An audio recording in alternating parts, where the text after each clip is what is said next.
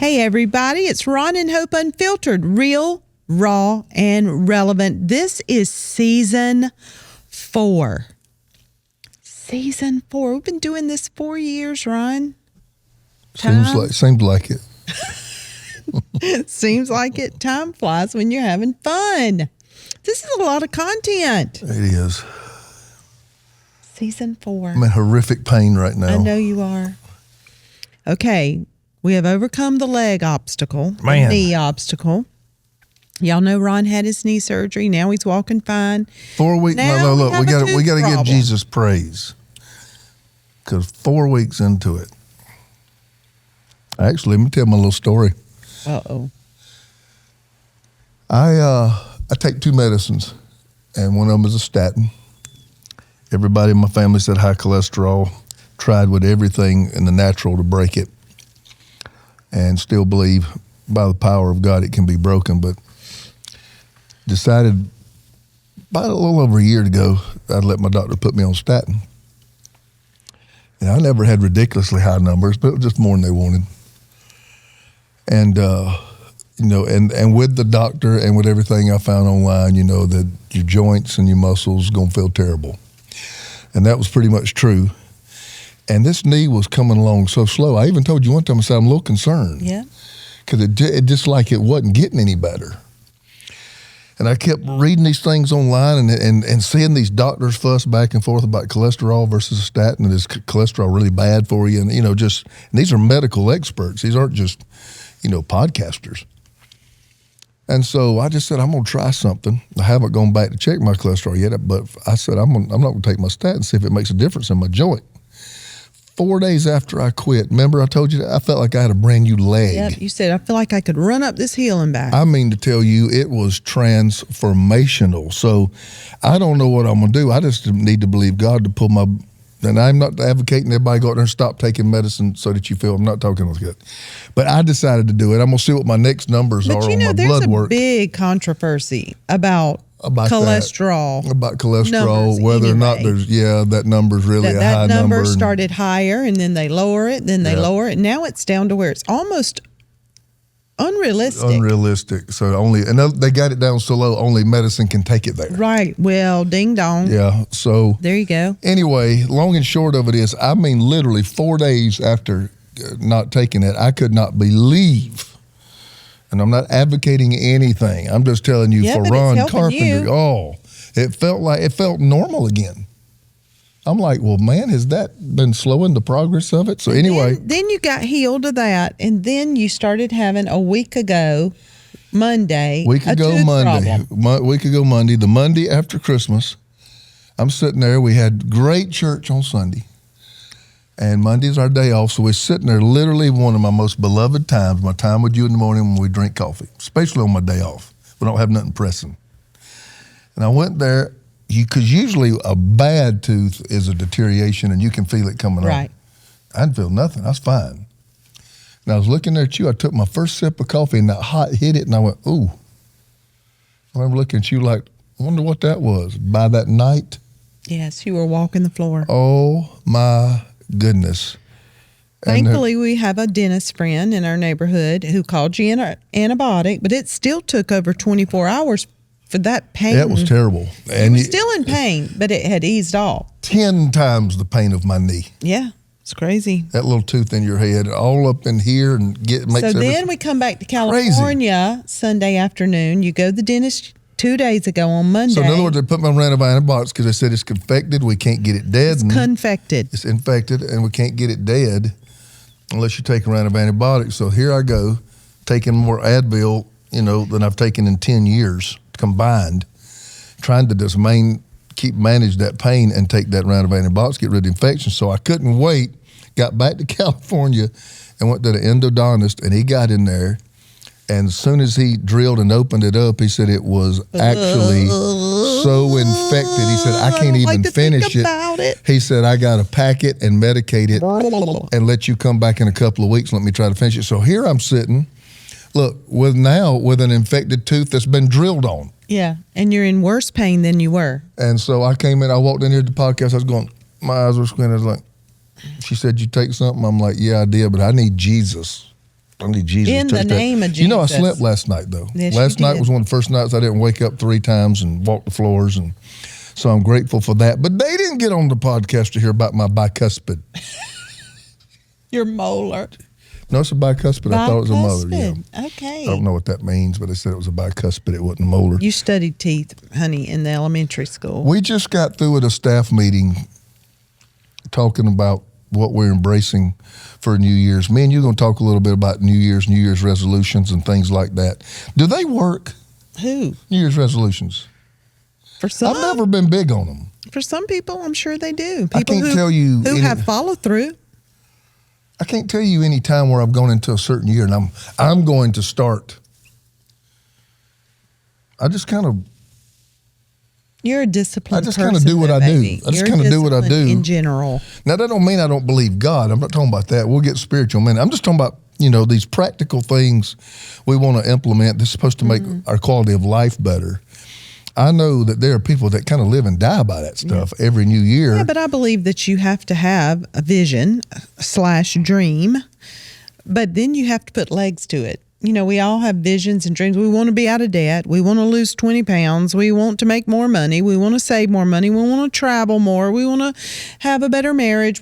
All these dreams and hopes and plans, but do we do what it takes to have it? I think that's where the rubber meets the road. And I think that's what we really should talk about is who are the people who actually do it, and who are the ones who never see it come to pass? And those are the people who focus on being rather than doing. Well, there is some doing, though. It is. But I think it's a byproduct of being. Seek ye first the kingdom. Then all of these things will be added unto you. You work on your fruit, which is love, joy, peace, patience, kindness, goodness, gentleness, self-control, all the fruits of the Spirit, then that gives you the constitution to advance and pursue and overtake your goals and dreams. I do believe that doing flows out of being. Yes. You got to become before you do, and you're a better doer if you have spent more time becoming. And I've always said, if the prodigal son would have switched his prayers, he'd have been fine. His first prayer was give me. After he screwed up everything, give me, he came back and said, make me. Make me. And if he'd have come the first time and said, make me, then, the Father could have given him anything because, he would have been everything he needed to be to manage everything he needed to manage. Right. But let me talk first about doing before I talk about being. The doing part, Jesus said there was a man who built his house upon the sand, a man who built his house upon the rock. And he said the man that built his house upon the sand, when the storms came, basically it wiped it out. But when the storm came to the man who built his house upon the house upon the rock withstood the storm. A couple of things I want to say right there, because this has to do basically with going into a new year and trying to embrace new things. Basically, both houses, none of them were exempt from storms. A lot of times we think if we're Christians, we should be exempt from all that stuff. The house that was built right had a storm, and the house that was built wrong had a storm. Storms are a part of a fallen world. Storms are a part of life. It's not whether or not you're going to have a storm. It's have you built yourself to be able to withstand the storm and make it through the storm. And this is how I defined the guy who built his house upon the rock. He said, the one who built his house upon the sand is the one who heard the word. He said, but the one who built his house upon the rock is the one who heard it and did what he heard. The power of execution is there's a big gap between want to and executing it. And I don't know why that seems to be the largest gap in the world. But turning a delight into a discipline, a desire into a discipline. Yeah. I don't know what YouTube to tell you to go watch to shorten that gap. There has to be a time you just say, I'm going to do it. Yeah. Going to get up and do it. I'm going to do it. Okay, I want to lose 20 pounds. I'm pushing the sweet potato fries back. I'm going to do it. Why are you trying to dog on sweet potato fries? No exercise. That's a good veggie. I have to push it back. Well, you can eat them, but you're Yeah. not going to eat them and lose 20 pounds. What if that's all you eat? You Like, gain no, like crazy what if if all you you- ate was a carb. What if all I ate was 1,500 calories of sweet potatoes, but I burned 2,000 calories today? You would lose weight and be unhealthy because you'd lose all of your muscle I mass. know, I'm just messing with you. But, you know, I want to get out of debt. Okay, cut up your credit cards. I mean, faith without works is dead. You have the faith image of what you want to be. You can see it in your mind what you want to do, but then you got to go work your faith. You got to execute something. That word faith without works, it means, I've learned this 20 years ago, faith without a corresponding action. Every faith image has an action that corresponds to it. Right. Okay, you see something in your mind in this upcoming year that is an image of a new you in some area, your new marriage, your new career, your new ministry, your new whatever. Okay, now what actions have you put in place that take you toward that desired goal? So there is this part of doing, Hope, that there's a gap between the want to and the actual doing of it. And I hadn't prepared for this, and I hadn't prepared you either. But how do you shorten that gap? Is there a mental exercise you got to go through, or is it just, I'm going to do it? I know you can have people that hold you accountable. You can get life coaches, you can get trainers, you can do all that. That's But still external. Yeah, but ultimately, that's exactly what I was going to say. Ultimately, it's got to be inside of you. Right. You can't have external factors being the only reason that you have disciplines. Right. And I do believe, you say, well, I'm just not a naturally patient person, or I'm not a naturally diligent, get up, go getter person. All of that we're talking about is fruit. And that's what we're talking about this entire year in the inner circle. We started last night, and it was so powerful. And if you have not joined the inner circle and you say, my life is out of control, you join that inner circle, we are going to get your life in control, because we are digging into the fruit of the Spirit. Why do I say that? Because the fruit, when we ask Jesus into our life and we start the Christian journey, we don't automatically, just because we're saved, say, wow, I got tons of patience now. Ooh, I just love everybody. I do. Oh, I'm self-controlled. No, you didn't. Yeah. No, you didn't. And The moment I got from the altar, is that right? Yeah. Okay. But I had a radical salvation. I had a radical conversion You did. experience you glow in the dark. where I right? came up with patience and kindness and love and joy. You're just perfect in every way. Anyhow, when you ask Jesus into your heart, the fruit is deposited into you in seed form. Wait a minute. What if I was one of those people that had miracle fruit? Oh my God. Well, God just gave it to me right after I got saved. Can you be saved in such a way you get up with miracle fruit Nope. that don't have to be developed and cultivated? Nope. So everybody's got to do the seed? Yep. Crap. So when you're saved, the fruit is deposited in seed form, but it has to be strengthened. It has to grow. And the only way, unfortunately, that fruit is going to be strengthened and grow in your life is that you're put into situations where it's tested. Right?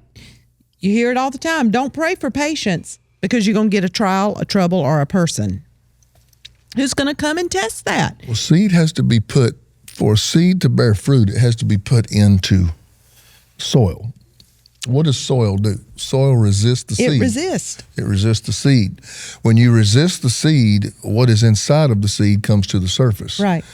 We'll find out what's inside of you anytime resistance comes in life. Right. Every time. Anytime you are tested. So sometimes to bear the Trouble. fruit, God will plant you in resistance. Yes. So what we're talking about is accomplishing all these things on the outside. You're just doing that in the flesh. You're doing it with works, and it never lasts. When you're doing something in the flesh with ill motive, you're doing it with wrong motive. But when you're doing it with God's help, with the Holy Spirit's help, and you are building your inside, your spiritual muscles on the inside, that is producing fruit that will last. I don't want to just lose 5 pounds this month and not maintain it. We want fruit that will last. And that is when why are you laughing at me? What? I'm going to slap What? you. Why are you laughing at me? I like your pounds, baby. I don't want you to lose no weight. Okay. Leave your pounds alone. Okay. I do like them. I know. What do I tell you when I slide you cheesecake? Build it. Yeah, build it. Build it for me. Build me a house. So. Y'all see what I deal with. See, usually you're the one bringing the funny to it. I'm having to bring the funny today because you're in preach mode. Trying to help somebody. Preach. You want to hit a pulpit Trying somewhere. to help them obtain their goals, live out their dreams, and it not just be a pie in the sky. The fact is, all fruit of the Spirit is developed. It is. And a part of getting your goals, it will mean you got to be extremely self-disciplined and self-controlled. And what a lot of people may have never heard is that is a fruit of the Spirit. Self-control. Self-control, the ability to tell yourself what yourself is going to do, and not let your feelings, not let what you're going through, not let your tiredness, not let tell you. You got to tell it. And that's not it sounds easy to say right here in a podcast, but it's a hard thing to develop. Right. And like I've told you lately, I said as I get older, I can almost find more and more things wanting to talk me out of those workouts. Those workouts in my 20s and my 30s, they came easy. In my 40s, they became a little bit more of a challenge. In my 50s, for the first time in my life, I can find myself almost talking myself out of them. Why? Because they're harder to do. Because the fact is I don't have no trainer, I don't have nobody around me, I don't work out with anybody, so it's all got to come from inside. In other words, I want to live a long time, I want to live a healthy life, I want to have an impact for God while I'm here. So it is important as I age that I continue to do this. And when I've been traveling and we're in a hotel, and I look at you and say, man, talk me out of this workout. And you're like, well, I got to do some work right here in this book. And I'm like, that means I got to go work out. So I don't want to do it. I don't feel like doing it. But do what is best for you in spite of how you feel. That's right. That is what a lot of New Year's resolutions are. A New Year's resolution needs to be something about making yourself better. Right. And so I would just tell some people And right now. I think everybody wants that. I think everybody wants Sure. to be better, but they don't have the internal structure that helps them get on the path and stay on the path. And when we focus on our relationship with the Lord and growing our fruit, maturing our fruit, that's what keeps us on the path. What's something you want to see in 2025? I have a lot I want to see in 2025. What do you want to see in me? In you? No toothaches and no knee problems. I don't know my operations. I had 2 operations last year. Yeah, I want you healthy. How you go your whole life and not have any and have 2 in 1 year? My body starts talking to one you. on that face, that was much more involved than anybody thought it'd be, and then had to get set down on that. So I enjoyed, all 55 years of never even having to be cut on. Then twice in 1 year I got set back. And so let me tell you something now is rehabbing a knee and getting that knee strong again. Here again, it'd be better to sit there with a pack on it or sit there with a heating pad on it or go get in a hot tub or something like that. But the fact is, what did my doctor say? Motion is lotion. Lotion. So ride up to that gym and go get on that stationary bike. God, I hate that.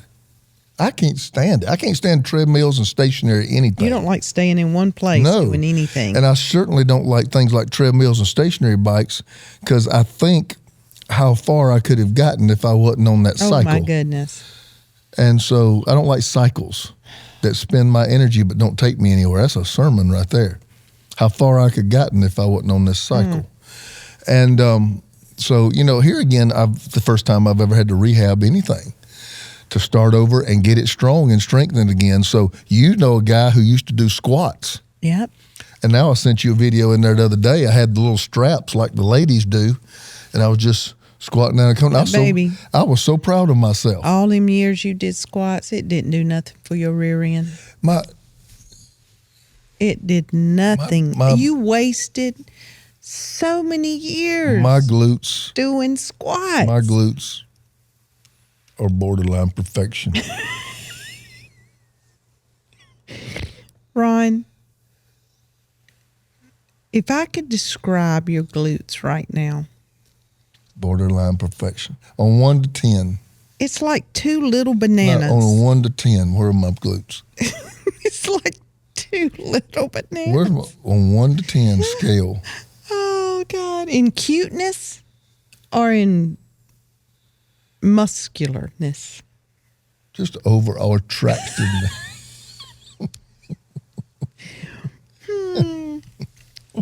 Well, I think they're cute.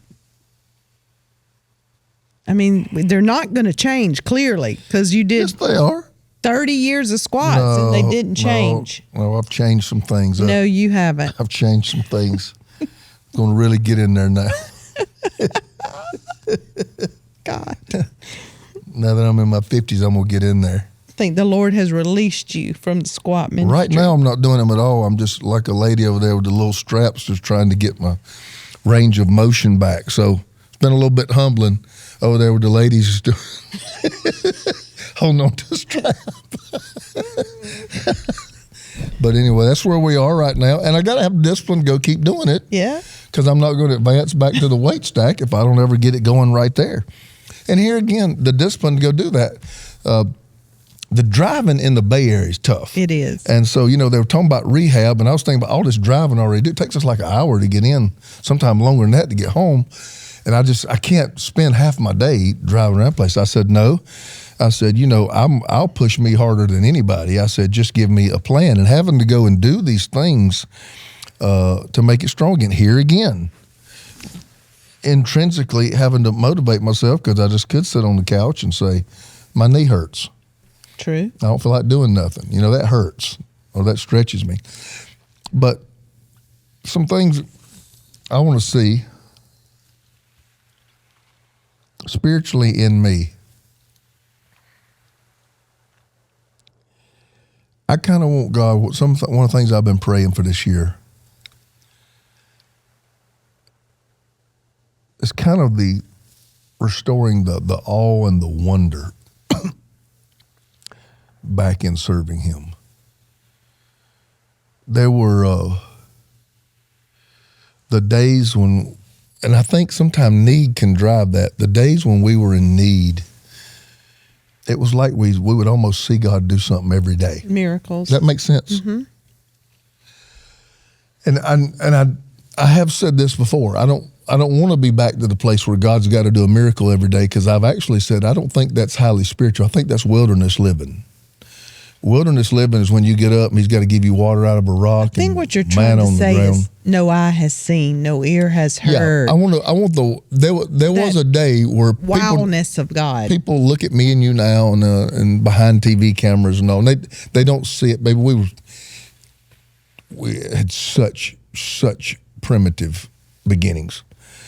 But I do remember some of the greatest formative moments of our faith were just seeing God show up. Yeah.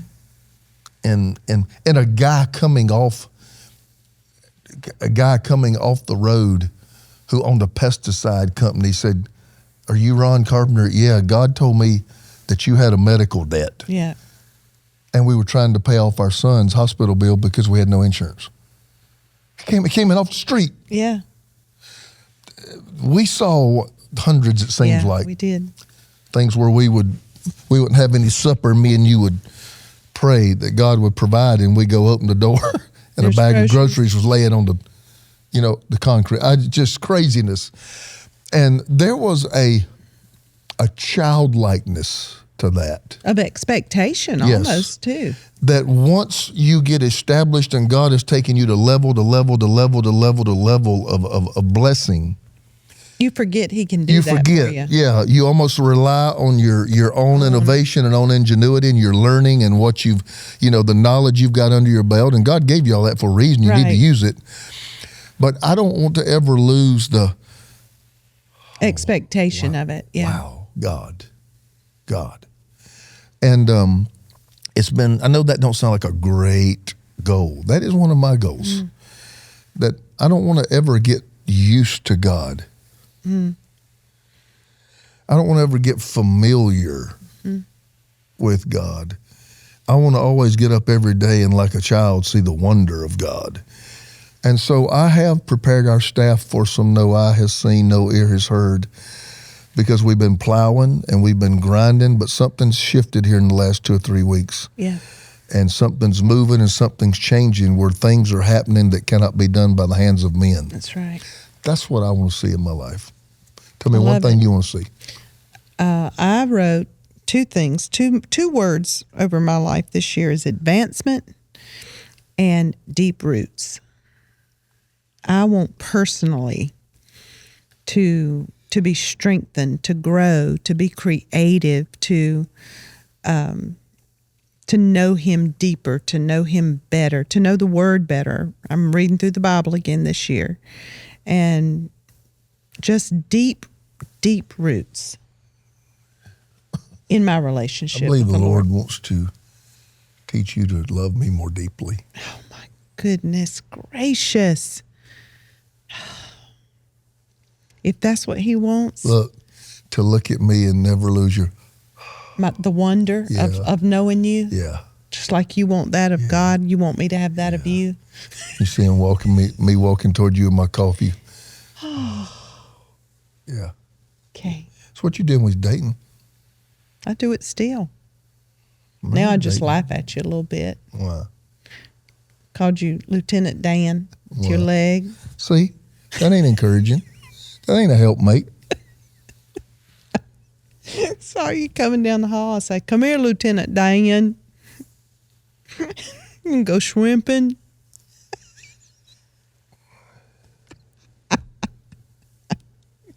I love you. How many operations have I nursed you through and never made fun of you? Oh, Ron, here we go. So sensitive. Goodness How many gracious. operations? And I have one. Such a baby. I have one, and you equate me to a Forrest Gump character. Yeah. Actually, Jaslyn came up with that name, but I thought it was very appropriate. You spoke it. I've been preaching about words. Ron. Call me Lieutenant Dan. What are you believing for? This is the first time we should be catching you in the new year. And they say, I heard, I don't know if this is true, you know, it's on the internet, it has to be true. I heard most New Year's resolutions are give up on by the 9th of January. Wow. I don't know where the internet drew that statistic, but I read that on one of my news notifications, that most of them by the 9th of January have been given up on. They don't make it to the 21 days or the 31 days where But they if say. you develop the fruit, it takes 21 days to develop a habit. So anything you can do 21 days, you can develop a habit. And out of it. Caroline Leaf says 31 days breaks a cycle. Really? I hadn't heard that one. Yeah. 31 days breaks a cycle. She would know. And so I would just ask you, you know, what Hope's talking about on our circle, the fruit of the Spirit. The fruit of the Spirit is self-control. Everything that you want to change is all about how much control you have over yourself, how much discipline you have over yourself. And of course, the love, joy, peace, kindness, that's all the patience, that's all a part of it. But that last one dangling out there, and self-control. What is self-control in the Greek? The ability to control yourself. You rule over you. We talk about having dominion and ruling over our world. The first part of ruling over your world is ruling you. You can't rule till you've been ruled. And when God has dominion in your life and the final say-so and the marching orders, no matter how you feel that day, any goal that you have set can be carried out in Jesus' name. I believe that. So anyway. I believe that. And listen, you're under the sound of our voice right now, and I know many of you are maybe feeling convicted. You're like, yes, I've got these goals and plans that I want to do. I need to see this happen in my life. Let us help you. I mean, please take a risk, take a leap of faith, Join Inner Circle. Listen, ladies and gentlemen, it's less than $1 a day. We waste more money on fingernails and coffee and creamers that do not change our life. You need to invest $29 a month. Join the Inner Circle. Join hundreds of other people across the world, actually. 32 states represented in 5 countries. Go to hopesinnercircle.com. Join today. Get yourself together. Let us help you get your life together. And I promise you, you'll be better because of it. Yeah. I got something free I want you to have. Go to your app store and download Ron Carpenter AI. Ron Carpenter AI. We have computer that has studied everything in my archives. They only pull from what is in my archives, the prayers, the altar calls, the leadership, the staff meetings, all the hundreds and thousands of messages, and are there to answer any question you have. When you see that app, download it. It's free. And the feedback we've been getting is unreal, because I think this can be one of the greatest discipleship tools. The argument against it is you got this computer speaking on your behalf, and God can't anoint a computer. It's not a computer speaking on my behalf. No. It's a computer spitting back out to you what I've already said. Absolutely. Okay? And I can't be with everybody. Make up It doesn't make up anything. We fed the information. It can only pull what it's been programmed from my archives and my content to pull. So you ask that thing to pray for you because you're discouraged, or you lost a job, or you lost a friend, or you got a Bible study coming up. Can you help me with Matthew 16? Can you let any insights on marriage? It's all in there. And I want you to take advantage of it. Ron Carpenter AI, download it. It's free. Ask it any question you want to, as long as you want to. We got one of the questions back the other night, and it said on there, it's like 3:30 in the morning. I got to go to bed. I've been talking to you 2.5 hours. So it's all there. If you ask it something ridiculous, it'll redirect like you. People do with Siri and Alexa, it'll redirect you. I saw one person on there. I'm just going to say it. Say, hey, Ron Carpenter, can you help me find a hooker? And the response was, I don't participate in that lifestyle, but let me give you some scriptures that may help you out. So it immediately, if you do something ridiculous, it'll redirect you to something in the Word, something godly. But help for your life and a personal discipleship tool to build your faith and build your relationship with God, I think it can be one of the most innovative things out, and I'm grateful for it. Download it, and until next time. It's Ron and Hope Unfiltered, real, raw, and relevant. Happy New Year.